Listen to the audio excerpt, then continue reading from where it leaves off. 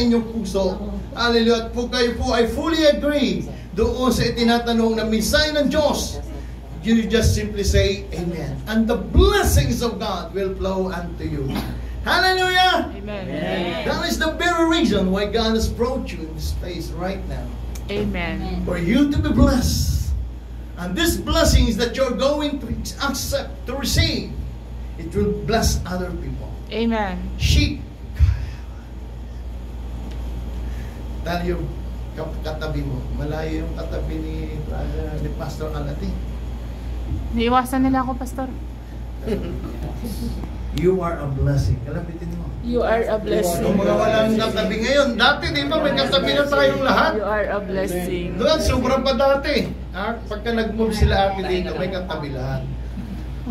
Si ate, ano pa pangalan ni ate? Si Ate Saidi. Ay, Ate Saidi. Ate Saidi. Side ka, ate. Hindi,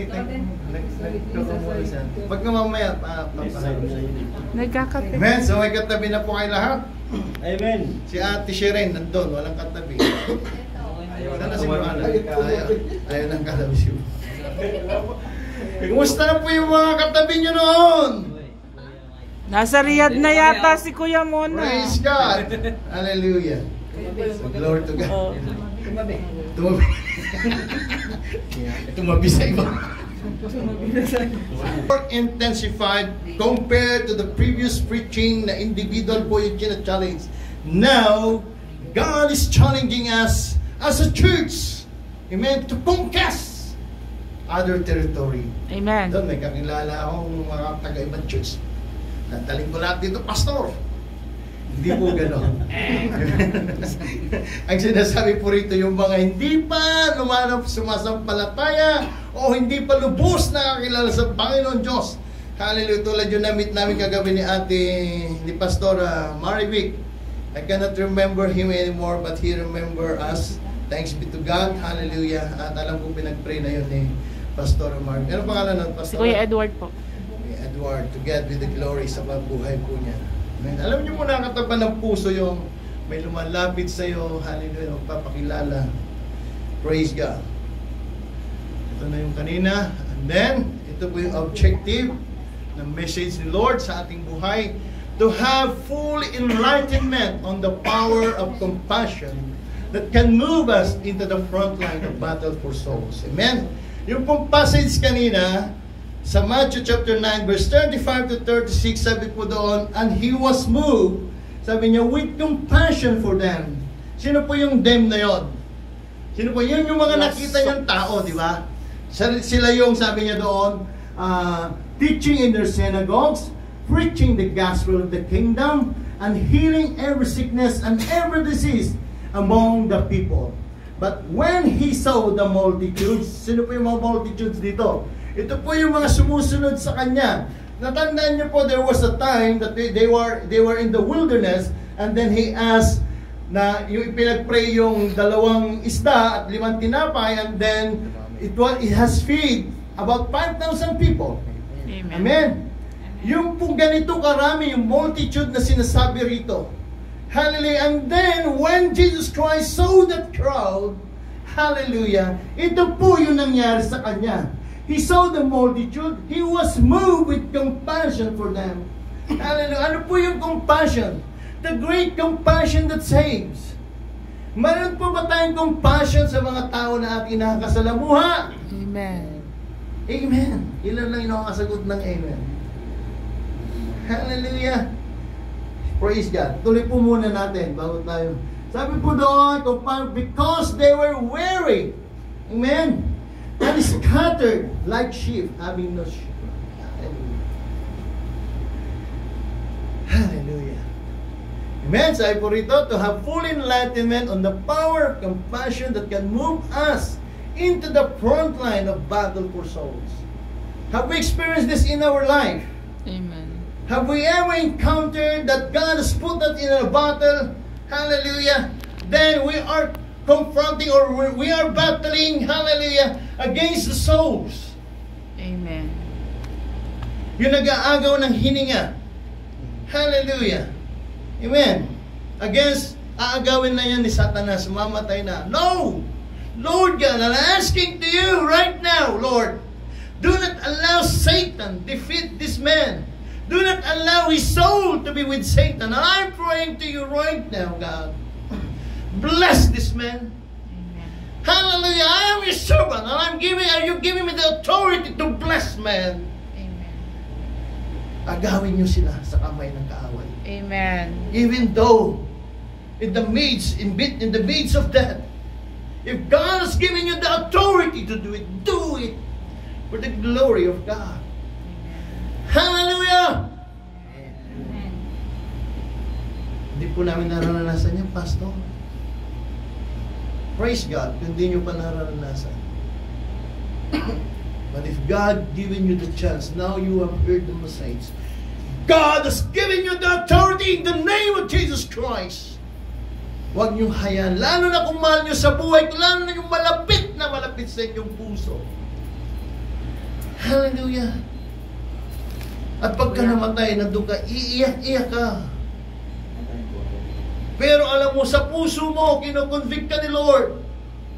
During that time that there is still a chance for this man. Did you pray? Did you cry? Amen. Did you kneel down and ask God? Hallelujah. Remember Lot? When God told him, Abraham, I will destroy now this Sodom and Gomorrah. What Abraham did, because he loved once his nephew, Lot, he prayed, he pled to God. Have you done this in your life? Naranasan niyo na po ba na pakiusapan ng Diyos sa kaluluwa, sa buhay ng mahal niyo sa buhay? Amen. Hallelujah. Praise God sa mga nag-amen. Hallelujah. And when the time comes, mga kapatid, remember this message of God. God has given you the authority when you have received Jesus Christ to be your Lord and Savior. Hallelujah. You have the authority Amen. to trample down the work of Satan. Amen. Amen. Amen. Pero kung takot ka, hayaan mo na lang. Mamamatay na siya kasi masama siya eh.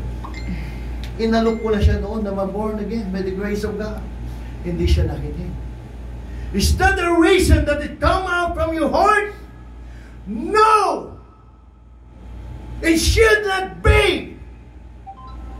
Amen! Until the last breath of your loved ones, mga kapatid. If you still have the chance to pray and ask God, hallelujah, do it for the glory and for the expansion of the kingdom of God. Amen. For you doesn't know kung ano ang gagawin ng Diyos sa buhay ng tao na yon. China-challenge ka lang ni Lord God. Hallelujah, that great compassion that saves when you have executed that compassion. And this man will be saved. Then you doesn't know that this man will bring thousands of souls. Amen. Hallelujah, with that single soul. Kaya lang kung minsan iisa naman, Pastor, pagtatsagaan ko ba yan, iisa. But you doesn't know the plan of God into the life of that man. Hallelujah! Amen. God will put that compassion into your heart. Into that single man in our community. But this man will bring souls, thousands of souls into the presence of the Lord. Where is that in the Bible happen? Yung babaeng makasalanan. John chapter 4 verse 23 to 24. When Jesus Christ told here earth, if you will drink this living water, you will never get thirsty anymore. Amen. Hallelujah! Hallelujah! Amen. Amen. It has happened in the Bible. And it would happen into your life. If you will have that great compassion that saves. Amen. Pero kung yung puso mo pagmamatigasin mo, kapatid, you will never win souls. Hallelujah. Sometimes God will use undesirable and pleasant things that will happen into your life. But when God reveals His glory, hallelujah, you will shout for joy. That if there will be someone, one soul to be saved, yes, Hallelujah. I will admit to be downcast, to be downgraded, only for the single soul to receive God, to receive Jesus Christ to be His Lord and Savior. Hallelujah. Can we give our hands to the Lord? Oh, shit. Hallelujah, Lord. For you, for God. Hallelujah. Introduction muna tayo. Amen. What would happen if the people were not rescued and cared for? Hallelujah. Ito yung pinag-uusapan natin. Ano ang mangyayari doon? Magdating mo sa langit dahil ligtas ka na, kita mo yung mahal mo sa buhay. Lalo na kung naging girlfriend mo siya. Ayun, nandun siya. But God one time has touched your heart about this person, about this man or woman. Hallelujah. Then the time, God will allow you to remember. Merong magkaibigan. I don't know if you have read this before. Before, it was only Friendster. Amen? Yung isa, very active siya sa church. Let's give them name Mark and Zachariah. Then this Zachariah, he happened to die. And he was put in heaven by God because he is a believer. And then this name Mark, hindi si Kuya Mark. Saan na si Kuya Mark? Yun, kaya pala tumatawa. Amen. Nung dumating siya sa harapan ni Jesus, then hindi siya pinakwalify sa langit. Bakit? Hindi siya napakinig ng salita ng Diyos. Hallelujah. But then, he saw Zachariah was there. Oh! My friend! Apostle Peter, my friend is there. He's my close friend. He's my best friend. He go along with me when we work in a certain project. I work with him. He's there. He's in heaven. But this Mark, named Mark, no, you are not qualified. And then Zachariah want to hide his head. No, I don't know you. You getting my point? Amen. When you see your loved ones down in that hell and crying because of torment, nakikita mo unti-unti naagnas yung balat at sumisigaw, Pastor Alvin! Tinatawag ng pastor. Pastor Bernie! Pastor Marivic! Pastor Aladin! Oh, nandun yung kapatid. Tigas kasi ulo mo. Is that the compassion? Is that what it says here in our what we are talking now? Great compassion that saves? No. Why? It has not saved. The man was not saved. And he happened to be a close friend. He was not saved. Hallelujah. Amen. Nag-iisip na yung iba. Natawag kaibigan na sarap pa, lagi pa naman naglilibre sa akin yun. Pero hindi pa pala ligtas. Hallelujah! If this touching your heart, my friend, it is the Holy Spirit that's moving to you right now. That is the work of the Holy Spirit to remind all things. Amen! We feel pain whenever we witness sufferings resulting from hunger, poverty, disease, broken home. Amen. Ito yung sinasabi ko kanina, pagka wala na maipadala, natatakot ka na. Manghihiram ka na. Whereas kung sila yung mga believers na, as only single verse, you will mention them. And they would understand you. They will understand you for sure. Amen. Dahil alam nila at naunawaan nila ang takbo ng buhay bilang OFW. Amen. Hallelujah. This is the very first thing that we have to do into our family, to allow them to understand the situation of an OFW. Amen? Amen. And the most priority, bago makalimutan, share the gospel of salvation. Amen. Praise God! Amen? We feel pain. Pero yan po, sabi doon, ay physical pain, physical suffering. Next. This kind of sufferings awaits every person who lives their earthly life without experiencing the redeeming works of Jesus Christ. Naghirap na dito sa lupa. Mahirap Pagdating sa pa dun. langit, ganun pa rin, mas malala pa. Tinutunaw yung katawan, inuuod, pinapasok ng malalaking uod ang katawan. Pinapasukan lahat ng butas sa ilong, tenga, maging sa yung bibig. Lalo na yung mga, ano na ba ngayon? Marites pa rin ba ang tawag? Marites. Ha? Marisol. Pa rin. Hindi pa nag-develop, no? Pero pagka nakarinig ng salita ng Diyos at pinagtyagaan mo kahit nag-iisang kaluluwa yan, with the grace of God.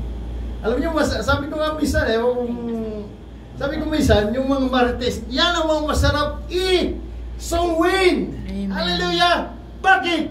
Kasi hindi na sila naiilang makisalamuha sa ibang tao. Dal-dal. Go nang go! Hallelujah! Pero kung hindi mo naman hindi pa naman sila na born again, patuloy pa rin yung pagiging pagkakalat nila ng mga salita na hindi naman nakakipagbigay buhay. Hindi nakakasira ng buhay paminsan-minsan. Hallelujah! But if you have that great compassion, if you know someone na ikaw din mismo inaatake, puntahan mo. Tama na yung pagiging maltes. Ito naman gawin mo, mag-testimony ka naman. Doon pa rin, di ba? Maraming testimony. Hindi na marites. Hindi maraming testimony. Maribik na Hallelujah! daw, maribik. This kind of sufferings awaits every person who lives this earthly life without experiencing the redeeming works of Jesus.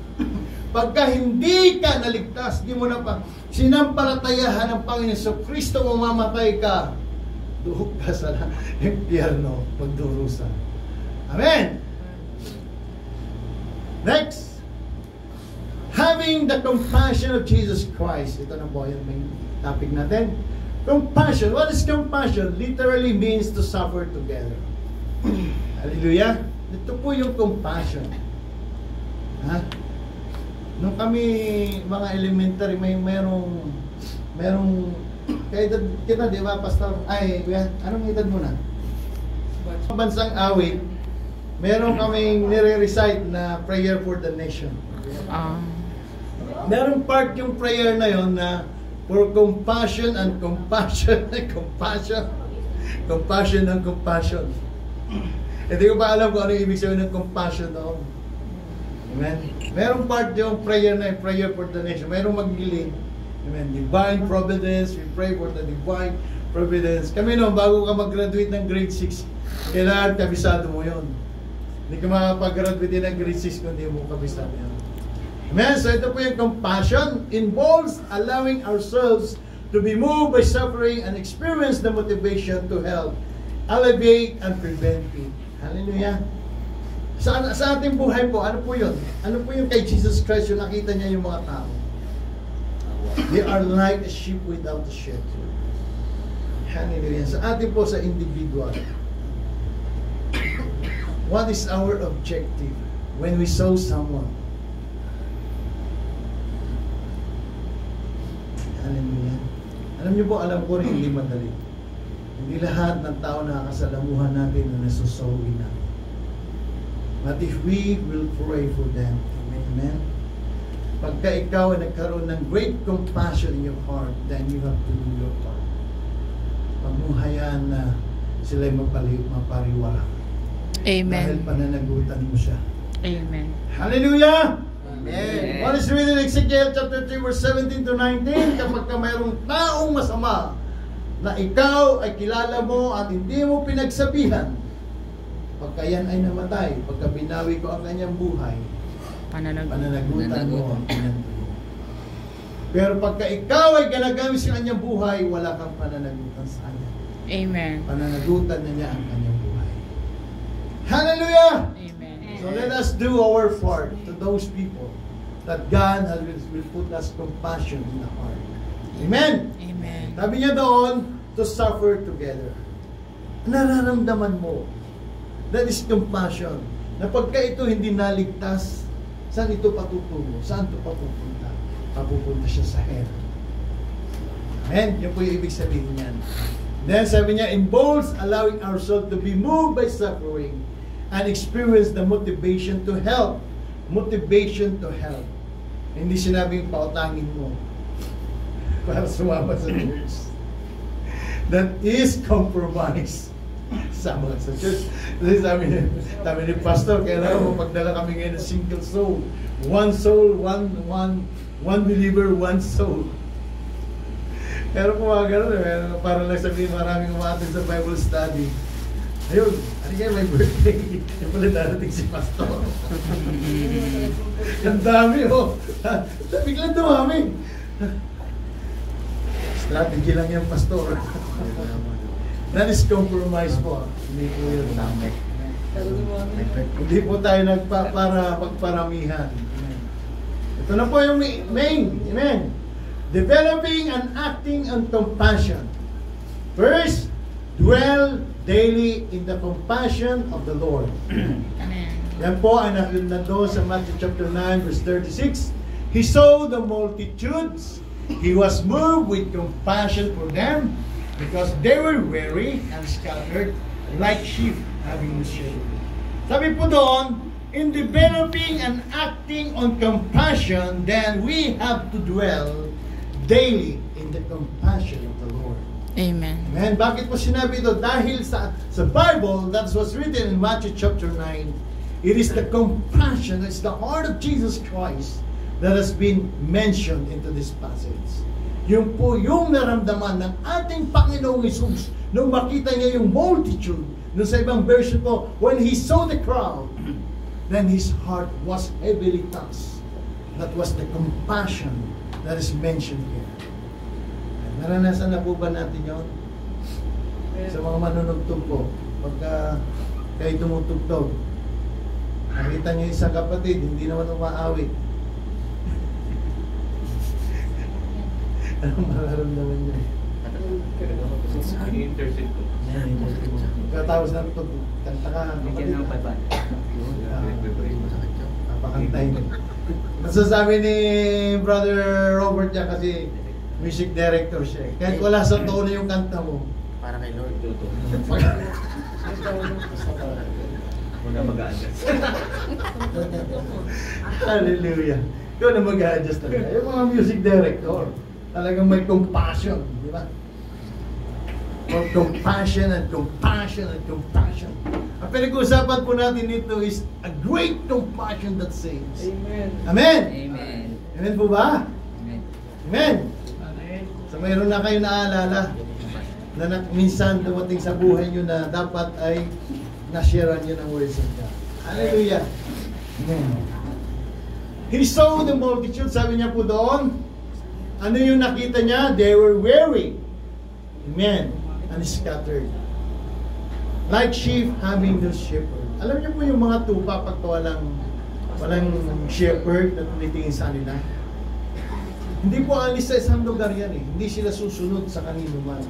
Kundi doon lamang sa shepherd. Remember John 10 verse chapter 10, book of John. They know my voice and I know them by their name. Ay, si Brother Robert, kilala ko. Diba? Si Pastor Bernie, kilala ko rin. Praise God. Kilala ko kayong lahat. Diba? Kaya ako tinanong pangalan ni ate, para makilala ko rin siya. Kasi ngayon ko lang siya na-meet. Sa ate Saidi. Saidi ba? Hindi mo, kilala ko na agad. Grace of God. Si Brother Ryan, napapangiti. Si Pastor, di niya ako kilala eh. Kilala kita! Nagpakilala ka eh. Praise God. Amen! Hallelujah! So, yung pastor po, kilala niya lahat. At then yung mga tupa, sabi niya, they will not listen to other voice. Amen mo ba? Bakit po sinabi yun? Hindi kilala yung other boys kasi hindi sila basta-basta maniniwala, hindi sila basta madadala, hindi sila basta maakay sa mga maling paniniwala, maling pananampalataya. Pananatili sila doon, magkukumpulan sila. That is the attitude of the sheep. Amen. Kaya lang pag wolf pala. Kambing. Kambing pala. Nanunuwag. And so napaka-importante po yung ating kalagayan bilang mga naunang nakakilala sa Panginoon Diyos. Hallelujah! What God has mentioned a while ago before we start on the message, God has a plan in our life. It will start in one single community. Wala na pong single community, Pastor. Meron, nag-start sa isa yan. Amen. And then it will multiply. Pagka kinasal ka, nag-asawa ka, then you will multiply. Amen. Babae at lalaki lang. Amen. Yun yung nag-multiply. Amen. Biologically and by design of God. Amen. Amen. Amen. Praise God. Next. Second na po ito. Yun. Feel the eternal pain and sufferings. Amen. Having compassion means suffering together with the victims. Sabi nga doon sa introduction dito, hallelujah, there was a scenario or calamity that had happened. And we are here far. Sino po yung mga nakaranas ng Yolanda? Amen. Amen po. Amen. Amen. Tayo po lahat, di ba? Anong ginawa nyo noon nung naganap yung Yolanda? Tulog. Sa evacuation. Tulog. Evacuation po. Kami din. Nung nag-mount Pinatubo, anong ginawa natin? Pinanood lang namin sa TV. Ayun, nagtatakbo yung mga taga-Sambales. Narating na yung flash flood para silang mga langgam kung saan-saan sumisilo. Kami po yun noon, napapanood nyo, taga-Sambales po ako. And we experienced that. Amen. Alam niyo, during that time, ang mga undercare ko po, pamilya ng kuya ko, isa pa lang naman yung anak nila noon kasi nasa Dubai yung kuya ko. Asawa ng kuya ko. Kapatid kong babae, wala pa siyang asawa noon. Pamilya ko, dalawa, isa pa lang din ang anak namin noon, sister ko. Dalawang lola ko. Sila yung cargo ko. Alam niyo po, during that time, sabi ko, kung mayroon bang mamamatay, dapat ako ang unang mamamatay. Bakit? Sa palagay niyo, bakit yun na sinasabi ko? Hindi pa ako believers during that time. Hindi pa ako born again. 1996 po ako na-born again. That had happened 1990. Alam niyo bakit po sinasabi yun? Kasi mahal sa Bakit? Kasi pagdating ng mga mahal ko sa buhay, mga kuya ko, yung tatay ko, nabuhay ka, pero yung mga undercare mo, patay. Anong ginawa mo? Pastors, do you feel what I'm saying? Amen. Hallelujah. Mas gugustuhin mo pang ikaw na yung mamatay. Para isipin mo, psychologically wala na akong pananagutan. Kaya yung iba, pagka hindi born again talaga at mahina ang kalooban, talaga nagpapakamatay na lang kaysa mag-suffer yung family nila. Maraming mga businessmen ang gumagawa niyan. Kaysa mag-suffer, ayaw niya makita yung kanyang family ay maghihirap, magpupulot ng basura sa lansangan. Nagpapakamatay na lang. Para hindi siya makarinig na sisi. Na sabing, kasi. Anong ginagawa po nila? Who did this on the Bible? Who did this? Judas Iscariot. Ano po, babasahin po natin doon, babasahin natin sa John chapter 18, mababasa kung gaano kasakit yung naramdaman niya nung nakikita na niya na yung kanyang sinuplong, hallelujah, naghihirap. Basahin niyo po, balikan niyo, ayaw ko na kung hindi din kayo iiyak. Hindi sa pinapanigan po si Judas, pero yung hirap ng kalalagayan niya, at hindi niya nakayanan, nagpakamatay na lang. Pero ikaw kapatid, huwag mong gagawin yun. Hallelujah! Amen. Have that great compassion that saves, including your soul. Amen. Amen. Yun yung naging mali ni Judas Iscariot. mayroon pa naman siyang pagkakataon na masave yung kanyang soul. Kaya lang, nagpatiwakal na siya. Huwag niyo pong gagawin. Face the challenge of life. Amen. Amen. Like Peter. Amen. 3 beses din niyang pinagkalulu ang Panginoon sa Kristo. And he feel the same pain. Kaya nandun yung guilt feeling niya eh. Nung dumating muli ang Panginoong Jesus, nung siya nag-resurrect in John chapter 21, verse 15 to 19. Ang akala niya, inuusig siya ng Panginoong Kristo sa kanyang ginawa. But it's not. God is restoring His call.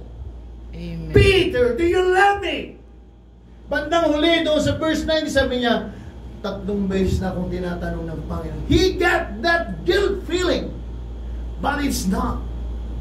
God has come to him not to put guilt in what as he had done, but to restore him as a disciple of Christ. Amen! Amen. Kung minsan po sa ating buhay, mga kapatid, nag-a-act tayo like Judas Iscariot.